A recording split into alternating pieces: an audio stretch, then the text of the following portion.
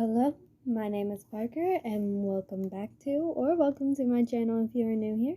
If you haven't before, please go check out my work in the past. There's quite a bit of previous episodes and things that you can watch. Today is day 2 of Echoes of the Past October. There are some trigger warnings on today's video, so please go check that description and watch at your own risk. If you don't think you can handle it, don't watch it. Today's prompt was, you know how sometimes you tell yourself that you have a choice, but you really don't have a choice? Just because there are alternatives doesn't mean they apply to you. Rick Yancey, The Fifth Wave. These are all works that I have written myself, and the prompts were given out by Typically Untypical.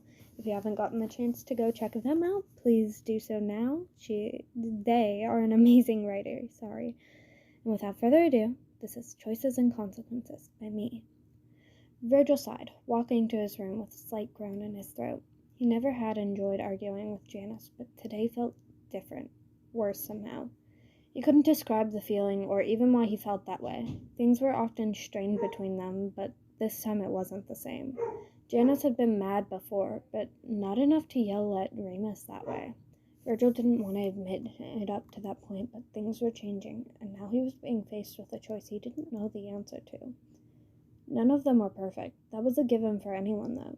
Not one of them ever would be. He stepped quickly past the door to see Remus curled up in a ball crying. Remus, who Virgil had never seen not smiling and creating chaos, was sobbing on his bed. He didn't know what to say, so he didn't say anything at all. He simply sat down next to him and wrapped an arm around him.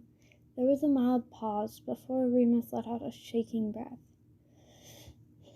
"You need to leave, Virg," he whispered to him between sobs. Virgil shook his head, but Remus just pushed him off. "V, go find my brother and his friends, and don't turn back, please," he begged, watching the open door out of the corner of his eye. He didn't understand what could be happening in that moment until he saw Janus sweep by and heard Remus's voice catch in his throat. He felt his anxiety raise. If it was bad enough to worry the beacon of literal chaos, then what did that mean for him? He often found that he overworried, but was he underreacting now because of that mentality? He felt the impending doom that often came with choices growing stronger. If he left, would things be better for him? Would things change and only get worse? What would happen to Remus if he left them? "You have an hour to decide. I'll distract him for 20 minutes after," Remus urged, his voice vaguely concerned. An hour passed, and before Virgil knew it, he had a backpack being placed over his shoulders, as gentle as Remus had ever been in his entire life. "I'll see you again eventually, V. I hope you make the right decision," Remus stated, his voice no longer shaking, but softer and attempting to mimic nurturing. Virgil nodded his thanks, nervous and scared. He wished he had more time, but there was no point in wishing for something that could never happen. Remus swept away, and Virgil took in a deep, shuddering breath. It was now or never, and he had made his choice, even if there were bad consequences. He heard Remus begin quickly rambling and Janus giving annoyed responses. He closed his eyes and stepped into the in-between. Remus must have done something because the creatures that usually prevent the others from traversing back and forth between the different sides were watching from the sidelines, not even attempting to get him.